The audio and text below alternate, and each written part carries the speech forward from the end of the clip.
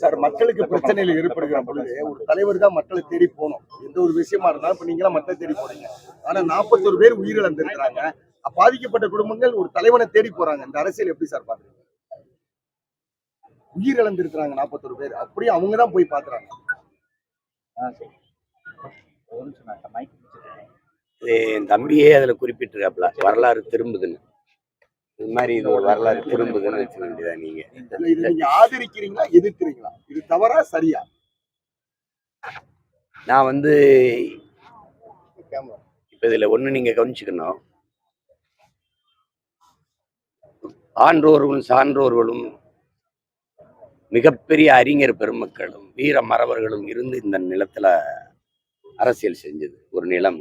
குறிப்பா எங்க தாத்தா தேவர் திருமகன் முத்துராமலிங்க தேவர், முக்க தேவர், எங்க தாத்தா காமராஜர், கக்கன், ஜீவானந்தம், சிங்காரவேலர், பாட்டனார் அயோத்திதாசர், ரெட்டமலை சீனிவாசன், இந்த MC ராஜா, ஏகப்பட்ட பெருமக்கள்.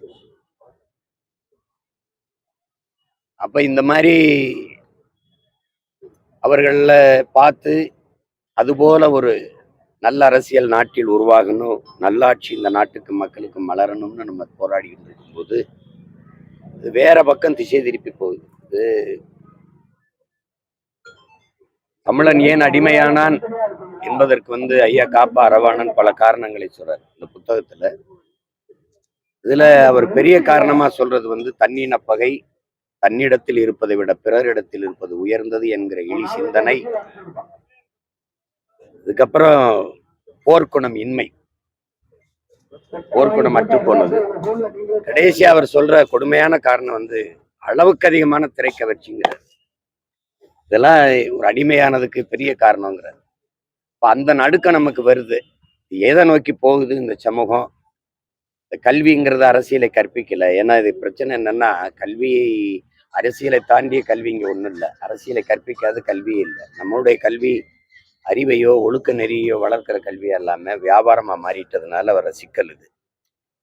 இப்ப கலையை போற்ற வேண்டியதான், கலைஞர்களை கொண்டாட வேண்டியதான்.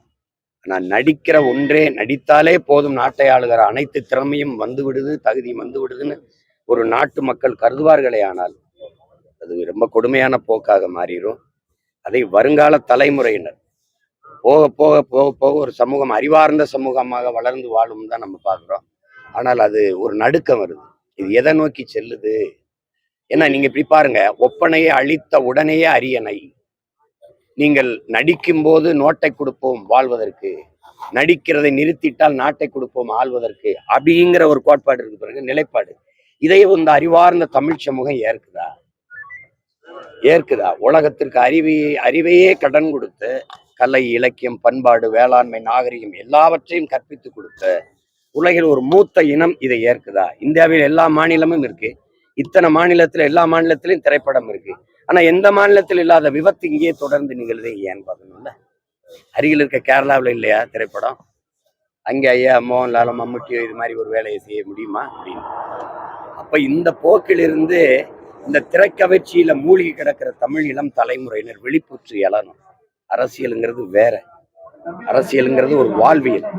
அதை நமது முன்னோர்கள் எப்படியெல்லாம் ஈடுபாட்டோடு ஒப்படைப்போடு அரசியல் செய்தார்கள் என்ற வரலாற்றை படித்து வாசித்து தெரிந்து தெளிவு வரணும். இல்லைன்னா பெருஞ்சிக்கலாய் போயிடும்.